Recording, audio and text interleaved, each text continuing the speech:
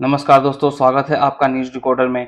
एमका पर आज तक की सबसे बड़ी खुशखबरी आ चुकी है और यकीन मानिए, रक्षा मंत्री राजनाथ सिंह ने जो ऐलान किया है उसे देखकर दुनिया भी हैरान रह गई है। सबको लग रहा था कि एमका 2035 से पहले नहीं बनेगा, लेकिन इस ऐलान ने यह साफ कर दिया है कि भारत इस पर गुप्त तरीके से पिछले कई सालों से काम कर रहा था। इसकी डेवलपमेंट को छुपाकर दुनिया को यह दिखाया जा रहा था कि एमका खत्म हो चुका है, लेकिन असल में एमका पर्दे के पीछे बन रहा था।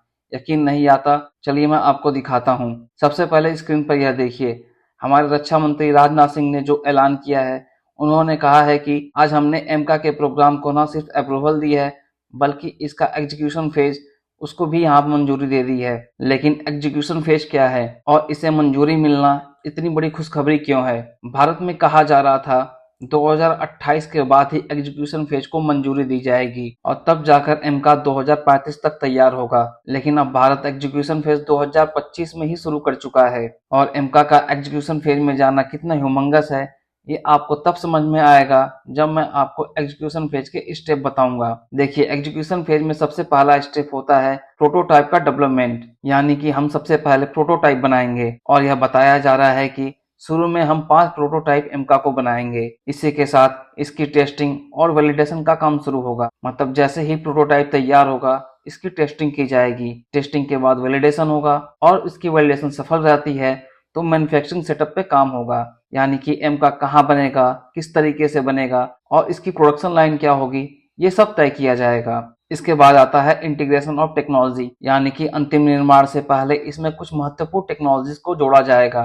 जैसे कि इसमें एडवांस रडार लगाया जाएगा, कुछ कटिंग एज टेक्नोलॉजी का इस्तेमाल किया जाएगा और इसी तरह एक नेटवर्क सेंट्रिक वॉरफेयर क्षमताएं भी जोड़ी जाएंगी। उसके बाद आता है आखिरी स्टेप, जो है कैलिब्रेशन और कॉन्ट्रैक्ट का। इसका मतलब है मैन्युफैक्चरिंग से पहले भारत की सभी सरकारी कंपनियां जो हथियार बनाती हैं, इसके अलावा जो प्राइवेट कंपनियां हैं, इनके साथ एक बड़ा कोलैबोरेशन किया जाएगा। इसके बाद ही एमका की मैन्युफैक्चरिंग शुरू की जाएगी। हालांकि अब आपके मन में सवाल उठ रहे होंगे, चलो हम एमका बना रहे हैं तो इसकी उड़ान कब होगी, यानी कि फर्स्ट टाइम ये उड़ेगा कब? जैसे कि चीन ने अपना J-35 उड़ाकर दिखाया और तुर्की ने अपना कान, तो हम अपना स्टेल्थ विमान कब उड़ाएंगे? तो यह मान के चलिए कि प्रोटोटाइप बनने के बाद कुछ ऐसे टेस्ट होंगे जो ग्राउंड टेस्ट कहलाते हैं, यानी कि वह जमीन पे किए जाएंगे। इनकी वैलिडेशन होगी, फिर इनकी फ्लाइंग टेस्ट होगी।